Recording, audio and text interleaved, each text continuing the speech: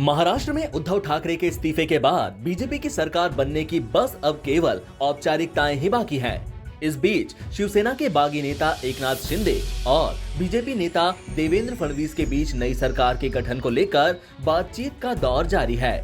BJP भी इस नई सरकार के गुणा भाग करने में लगी हुई है।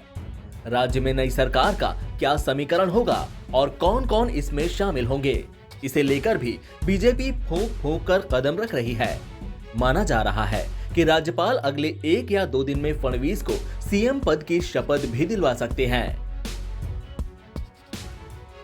288 सीटों वाले विधानसभा में इस वक्त एक सदस्य के निधन के कारण 287 विधायक हैं। ऐसे में बहुमत का आंकड़ा 144 सीटों का है।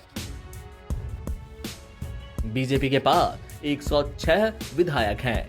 शिंदे के समर्थन वाले विधायकों की संख्या 39 है। 12 निर्दलीय विधायकों का समर्थन भी बीजेपी के पास है।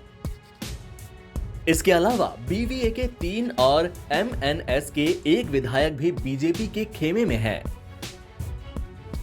इस तरह बीजेपी का कुल आंकड़ा 161 तक पहुंच जाता है।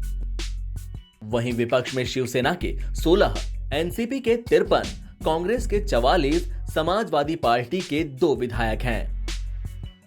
इसके अलावा एआईएमआईएम के 2, निर्दलीय 2 विधायक हैं। यानी विधानसभा का गणित अब पूरी तरह से बीजेपी के साथ है। अगर शिवसेना का बागी खेमा वोटिंग के दौरान अनुपस्थित रहता है तो बहुमत का आंकड़ा घटकर 124 पर आ जाएगा। उस स्थिति में भी बीजेपी आसानी से बहुमत पा लेगी।